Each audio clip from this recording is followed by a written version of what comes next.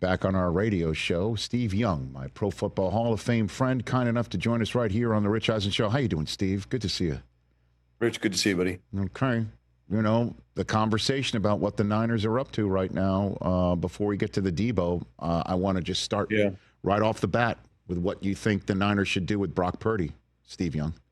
Well, you got to have a little backdrop. I think the effort to make sure that we had Super Bowl ready teams the last few years while Brock was on his rookie contract was, you know, the owner, Jed York and John York and Denise, DeBartolo York, were all in. And I think what happened with Nick Bosa and then with Brandon Ayuk changed the nature this year of how they are going to go about it. I don't think they were really appreciative of how that went down and how they got pushed. And I think that they're gonna, you almost feel like a lot more declarative statements coming out. And I think that's not going to change Brock's situation. It's just like you have to have the background. It's not the same mentality that in the last couple of years. I think there's going to be a little more rigor to it all, and that's okay. Back to Brock, your original question, Rich. Look, you know, the game today is dominated. The prototype is the guys that are winning the Super Bowls. The guys that can throw it all over the field, run all over the field, get all the free first downs, all the touchdowns that are out there with their legs. They press. Even if they don't use their legs every play, they threaten every play. It is the NFL today. So if Brock is 80% of that, you know what I mean? Like, he can threaten, he can move around, he can do all the things you do, and he can process as well as anybody. So in that way, you know, quarterbacks are so hard to find that Brock has done enough for sure to go out and get, you know, and get paid and get it done. Now, back to my original point, I don't know that it's going to be smooth. How could it be smooth, right? Because there's going to be, you know, Brock's people are going to want $60 million a year, and the 49ers, I'm just making this up, 45, I mean, whatever it is. And there's just going to be some back and forth. And, but I guess just hold on to that thought that I gave you earlier about the spirit of what ownership and what, you know, general managers and even Kyle are thinking about, and the rigor about how they're going to handle some of it. So it'll get done, but I don't know how fast it'll get done. Right. And, you know, obviously negotiations are frequently messy. I mean, the easy sailing is that's the infrequent one. So let's just put aside how we're going to get there. But I do believe they will get there. But so what do you say to anybody out there in Niner fandom? Certainly when you see Deebo get his exit visa, and there's probably more to that than just cap concerns. But what do you say to Niner fans that'll be like, you know, it's more of a risk to go with Purdy than it would be to keep everyone together and find a new quarterback, say, on the free agency front, Steve? Yeah, we've seen that roulette too, right? And it's just so few guys that can command a huddle, can process. I mean, look, for some of the shortcomings, Brock is as elite as it comes in processing, which is so much of the job. And so in that elite nature, and then commanding the huddle and having the respect of your teammates, and can stand up at team meetings and people want to listen to him. I mean, that just doesn't show up. So in that way, that's all things to lean into and not worry about. Now, again, the game is changing. The prototypes are changing. They have changed. And I've said this, you know, all season long. The more they can threaten with Brock Purdy's physical and with his legs, every play, he needs to be a threat. Doesn't need to use it all the time, but needs to threaten like Jaden Daniels, like CJ Stroud, like Patrick Mahomes, like Josh Allen, like those are the guys that are going to win Super Bowls. And so that's why he needs to have, and he and Kyle got to come together on how he's going to play his game. But you go back to how this gets done, it gets done. Like it has to get done. There's not alternatives out there to now. I guess, Rich, you could kind of dream up scenarios where it gets crossways and they go after Sam Darnold. I mean, you could see that, but it's so far in the distance. That's something would have to go haywire for something like that to happen. Well, what's your evaluation of Sam? If you have one, Steve, I'd be willing to take it from you. Yeah, I appreciate that, Rich. I think Sam, it proved the point that in the NFL, there are now, I mean, it's amazing to me. The Bears now have an innovative offensive mind. The Jets have an innovative offensive mind that have the Jaguars, like these teams that like been so terrible for quarterbacks for so long, like the whole league's catching on now to that it is the quarterback and it is training and innovative mindsets that are going to get it done and making the whole organization about making the quarterback's job easier. Mm-hmm. And so in that way, Sam is, found a place in Minnesota with a guy that really understands the game today, innovative mind that's calling plays and great talent around him. And I think that's Sam Darnold. Now, Sam Darnold going back to Cleveland, it's hard to pick a team that, you feel like you can't handle going to Pittsburgh. Like, it's a whole different story. And we've seen Sam Darnold in Carolina. We've seen him at the Jets where they don't understand quarterbacks, at least back then. So look, he's completely capable of repeating what he did this last year and getting better. If they ask, I guess that's a simple answer. Well, I mean, in terms of what we saw in the last 2 weeks of the season and how poorly it went against Detroit in the finale, and then obviously against the Rams in the playoffs, there's a sense that Darnold hit a ceiling. But he hit a ceiling his first. It was a first playoff run, and it was a magical season. Mm-hmm. And every game of the season, Rich, you get tested, and he kept answering those tests. So those aren't false tests. Those aren't false positives. Those are all positives. But getting in the playoffs and not hitting the moment, okay, there's not what's the ceiling? Like you saw him during the season, if he plays like that, he can take you to Super Bowl. It's not like he can't do it, but you got to do it to prove it. And so anyone who says, well, I've seen Sam Darnold and he can't get there is wrong. Steve Young here on the Rich Eisen Show. For me, I'm just thrilled to see Stafford and the Rams stay together. It just seemed to be the smart move, right? Like that. And I loved how they handled it. I loved how Sean handled it. How they did it in a really, because you could see that it was, you could get really offended. You've seen teams screw this up, and they were very open about it. Matthew was open. It was how you should handle complex situations, and so smoothly. It says a lot about the management of the Rams and the coaching the Rams, and it says a lot about Matthew as a kind of a guy that's been around a long time. Knows that I don't want to end up in a place that can't, thrive with for the quarterback. I don't want to end up in a place that in my career just kind of bouncing around, like no way. So I thought it was handled really well, and it does seem like the marriage that makes a lot of sense. But it puts Aaron Rodgers in a tough spot, right? Because that's where if Matthew goes, then it makes a lot of sense that Aaron Rodgers shows up in LA. So what would be your 2 cents of solicited or unsolicited advice for Aaron Rodgers, Steve? It's really tough, Rich, because as I said, you don't want to bounce around the league and people don't understand. One thing Aaron has always had until recently was a great team, great understanding of the quarterback position, innovative minds, great play callers, stuff that, I had that, it's a blessing in quarterbacks' lives.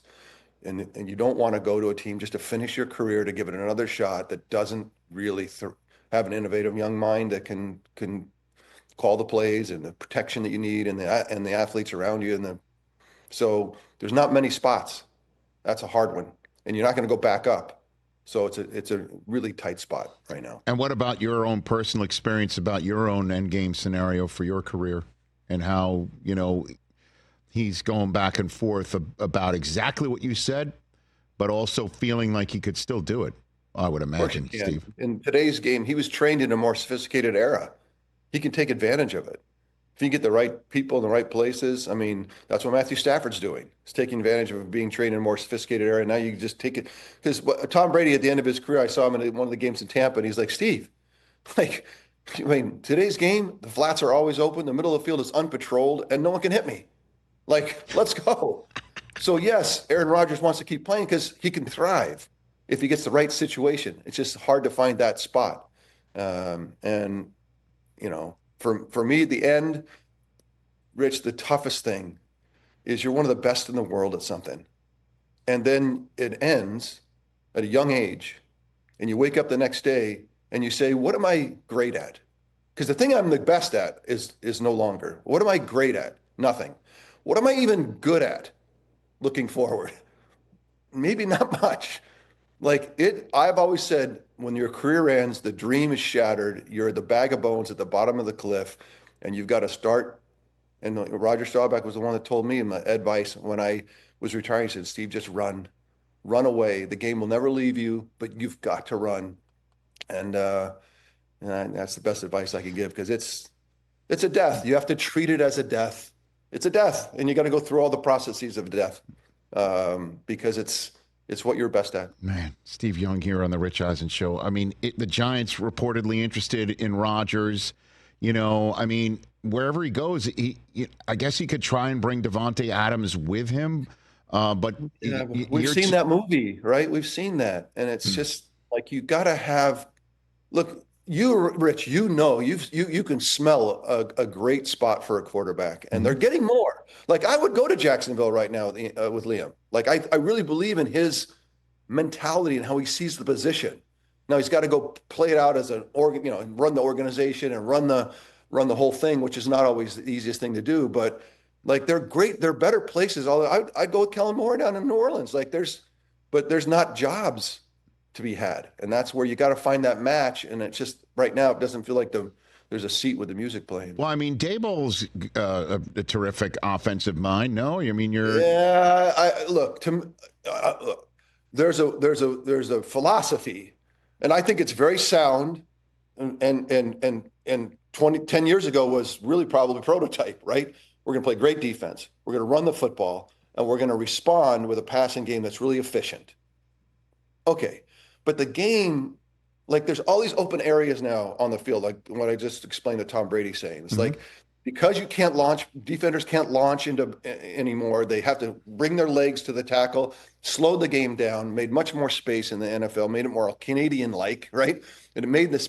And so you got these innovative minds that are putting people in places, and even the quarterback in spots, to take advantage of it. And I would think that the Giants is really an offense that philosophically is not ready for that prime time. Well, I'm hunting and pecking. What about the Raiders, right? I mean, just Chip Kelly, and there is Brady. I mean, in the owner's suite for Rodgers. What do you think about that?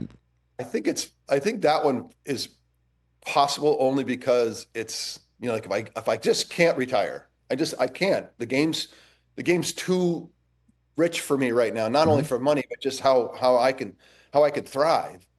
I can see you say, look, I can go to in Las Vegas. I can finish, there's a Flash there. There's Pete there. There's, like you said, there's something to be said about it, but it doesn't feel like they're ready to give him the protection and the weapons to go do it. Now, you bring Davante back. Yeah. Well, or what if you bring Davante? What if you bring Davante to Pittsburgh? What about that with Arthur Smith, Steve? Do you think that's a fit? I feel like Pittsburgh is what I just explained about the Giants. Really good regular season, beating up people rank and file, getting there, and they're just not built for today's game. I don't know how else to say it. It's just not that it's built for success, but not for Super Bowls. I guess that's how I describe it. All right. In the few minutes I have left with you, what did you glean from the Super Bowl? What's your takeaway from that?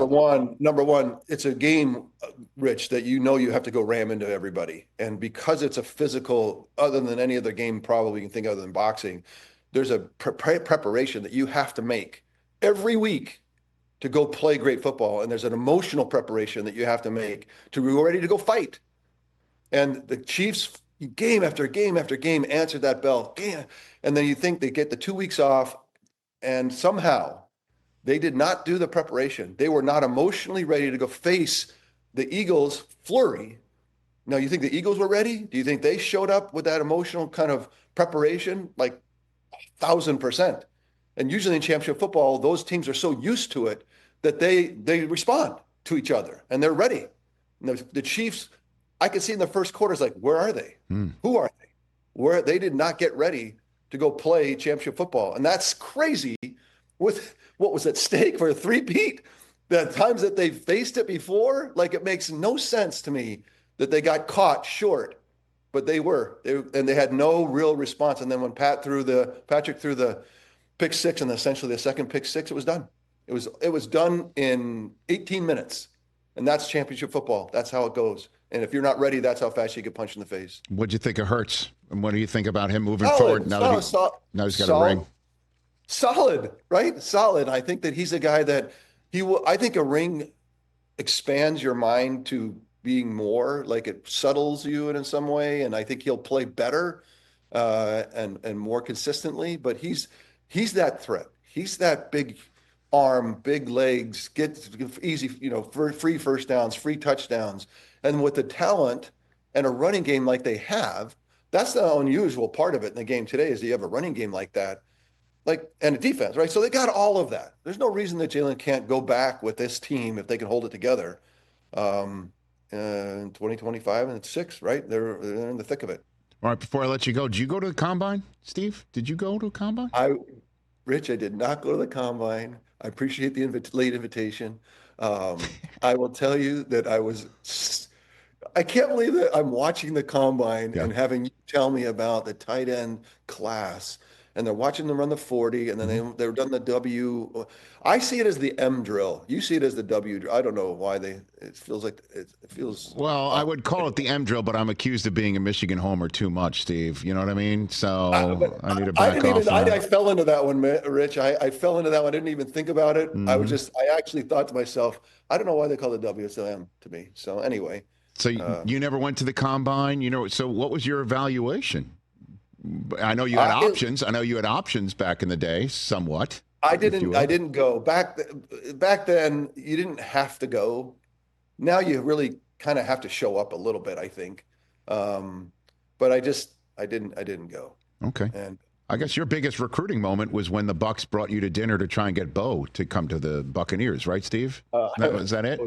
That was when I was on the other side of recruiting. Like I was already in. I was already on Bo, man. If you came, we could do some great stuff here. And Bo turned to me like, bro, I'm never coming here. don't even waste your time. Mr. Coltman Hugover, I was the owner. He stepped away. He goes, Steve, 5 minutes in, I'm going to step away to go to the bathroom and take a call. And then I really need you to, seal the deal, right? And so he stepped away and it was my turn. And like, Bo, man, this is what you and I could do together. And he didn't even let me get started. Like literally, that's all I said. He goes, bro, stop. It ain't happening. I'll never come here 1,000 years. So just, let me have my steak and lobster and I'm going home. Right? I'm done. And I was like, dang, man. So what happened when Culver House came back to the table? It was not good. It was like, look, we're buying him a steak. I said, look, we're buying him a steak and lobster. Like that's what we did, and that's oh my gosh. So that was the plan? That was the plan? That was the plan. We had a plan. So and then remember, I only had one full season there. So that was the one season off season. And by the end of the 3 months later, I was traded to the 49ers. Like it didn't take long. So at least you got steak and a lobster out of it too, Steve, right? You got a little surf and turf? Back then, Rich, that's a big deal. Right? That was a big deal.